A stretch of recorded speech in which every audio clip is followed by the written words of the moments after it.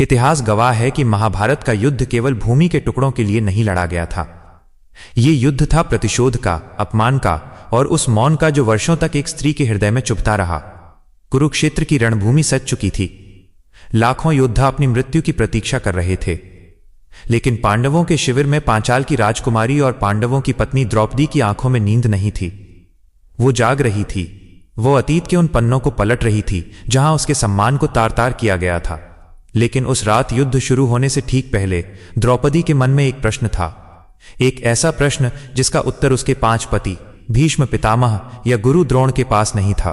वह उत्तर केवल एक व्यक्ति दे सकता था, वह जिसे दुनिया सूत पुत्र कहती थी, वो जो कौरवों की ढाल था, सूर्यपुत्र कर्ण। रात्रि का तृतीय प्रहर था। द्रौपदी वासुदेव कृष्ण के पास पहुंची। उसका चेहरा शांत था, लेकिन भीतर एक ज्वालामुखी धधक रहा था। उसने धीमे स्वर में कहा, हे केशव, क्या ये युद्ध मेरे प्रतिशोध की प्यास बुझा पाएगा? क्या दुर्योधन के रक्त से मेरे केश धोने पर मेरा अपमान धुल जाएगा? कृष्ण ने शांत भाव से उत्तर दिया, द्रौपदी, युद्ध केवल शत्रु का अंत करता है, पीड़ा का नहीं। तुम्हारे मन में आज भी एक कांटा चुभ रहा है। कहो सखी, क्या चाहती हो? द्रौपदी ने कहा, माधव, मुझे कर्ण से मिलना है, अकेले। कृष्ण ने पूछा, कर्ण? वही कर्ण जिसने तुम्हें भरी सभा में वैश्या कहा था। द्रौपदी ने उत्तर दिया, हाँ वही कर्ण, परंतु मेरे हृदय में कुछ प्रश्न हैं जो केवल वही उत्तर दे सकता है, और इस युद्ध से पहले मैं अपने प्रश्नों का उत्तर जानना चाहती हूं। कृष्ण कुछ क्षण शांत रहे, फिर मुस्कुराए। जाओ द्रौपदी, लेकिन जान लो, जो उत्तर वहां मिलेंगे वे तुम्हें बदल सकते हैं। रात्रि के अंधेरे में कर्ण का शिविर शांत था, परंतु उसके भीतर द्वंद्व चलता रहता। एक ओर मित्रता का धर्म, दूसरी ओर अपनी आत्मा की पुकार। तभी द्वारपाल ने सूचना दी, महारथी, पांडवों की पत्नी द्रौपदी आपसे मिलना चाहती है। कर्ण स्तब्ध रह गया। एक क्षण को लगा जैसे अतीत ने वर्तमान से हाथ मिला लिया हो। उसने धीरे से कहा, आने दो। द्रौपदी भीतर आई। उसकी आंखों में क्रोध नहीं था, घृणा भी नहीं, बस शून्य था। वही शून्य जो वर्षों के अपमान, तिरस्कार और मौन के बाद जन्म लेता है। कुछ पल तक मौन रहा। फिर द्रौपदी ने पूछा, कर्ण, क्या तुमने मुझे वैश्या कहा था? क्या मेरी मर्यादा इतनी छोटी थी कि सभा में मेरी अस्मिता का चीरहरण होता रहा और तुम उस पर हंसते रहे? कर्ण की दृष्टि नीचे झुक गई। उसका गला रुंध गया। उसने कहा, हां, कहा था, लेकिन वो मेरे शब्द नहीं थे पांचाली, वह मेरा आहत आत्मसम्मान था। उस दिन तुमने सबके सामने मुझे ठुकरा दिया था, एक सूत पुत्र कहकर मेरा तिरस्कार किया था। मैं भी उसी चोट से घायल था। द्रौपदी, मेरा वो अपराध मेरे जीवन का सबसे बड़ा कलंक है।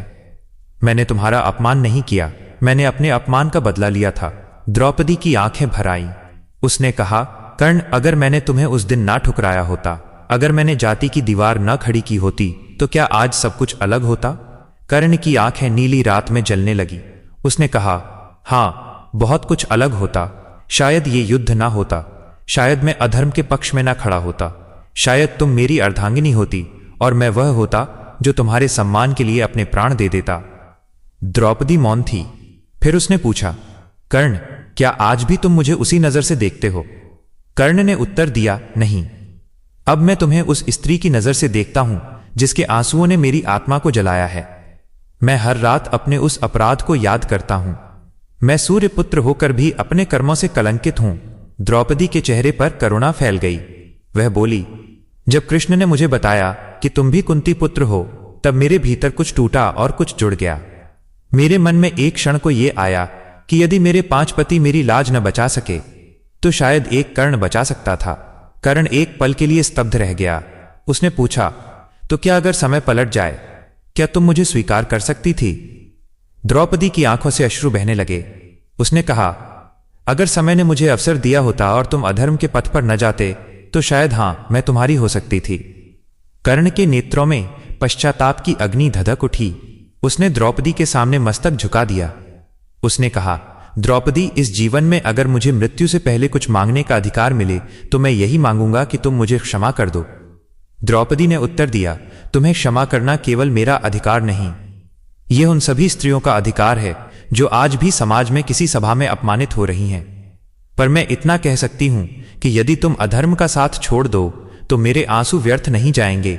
कर्ण ने उत्तर दिया, अब बहुत देर हो चुकी है द्रौपदी, मैं अधर्म का नहीं, अपने वचनों का बंदी हूं।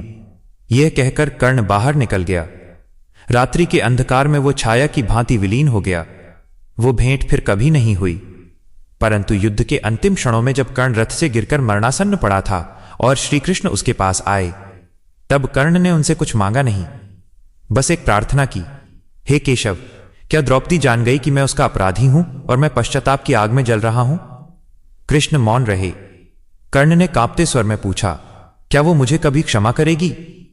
कृष्ण ने उत्तर नहीं दिया, पर उनकी आंखों से 2 बूंद आंसू गिरे और कर्ण समझ गया, क्षमा मिल चुकी है। पर उस क्षमा की पीड़ा उसकी मृत्यु से भी गहरी थी। कर्ण ने एक अंतिम वाक्य कहा, हे माधव, जब मेरे प्राण इस शरीर को छोड़ दें, तब एक बार, बस एक बार द्रौपदी को कहना कि जिस सभा में मैंने उसे तोड़ा था, उसी सभा का सबसे टूटा हुआ पुरुष मैं था। और इतना कहकर सूर्यपुत्र कर्ण ने अपनी आंखें मूंद ली।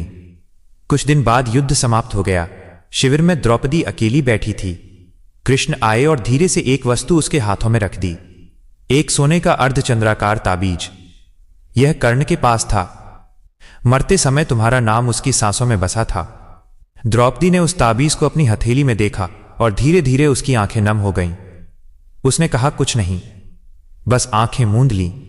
पर उस मौन में एक संकल्प जन्म ले चुका था, अब कोई सभा फिर किसी नारी को अपमानित न कर सके। मैं अब केवल द्रौपदी नहीं, अब समस्त नारी जाति की प्रतिनिधि बनूंगी।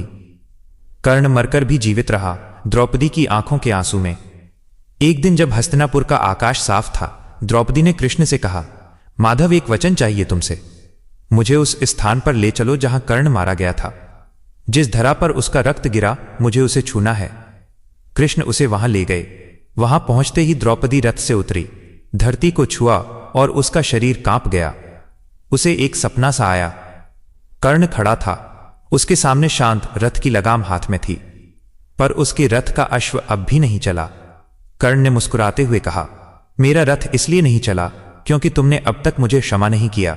द्रौपदी की आंखों से आंसू गिरने लगे। उसने कहा, मैंने तुम्हें क्षमा किया कर्ण। उस दिन भी जब कृष्ण ने मुझे बताया कि तुम मेरे पति के समान हो। कर्ण ने धीरे से सिर झुकाया और धीरे धीरे उसका रथ प्रकाश में विलीन होने लगा। कृष्ण बोले, तुमने कर्ण को मुक्त किया द्रौपदी। अब वह केवल वीर गति को प्राप्त योद्धा नहीं, अब वह तुम्हारी क्षमा से अमर हो गया है। यह कहानी हमें उस दोराहे पर लाकर खड़ा करती है जहां हमें खुद से एक सवाल पूछना होगा। सोचिएगा जरूर, अगर द्रौपदी उस पुरुष को क्षमा कर सकती है जिसने भरी सभा में उसकी मर्यादा को तार तार किया, जिसने उसके जीवन को नर्क बना दिया, तो क्या हम अपने जीवन की छोटी मोटी रंजिशों को नहीं भुला सकते? आखिर इस कहानी में बड़ा कौन था, मृत्यु की गोद में लेटे कर्ण का पश्चाताप या द्रौपदी की वो क्षमा जिसने उसे मुक्त किया? अपनी राय नीचे कमेंट में लिखकर जरूर बताएं।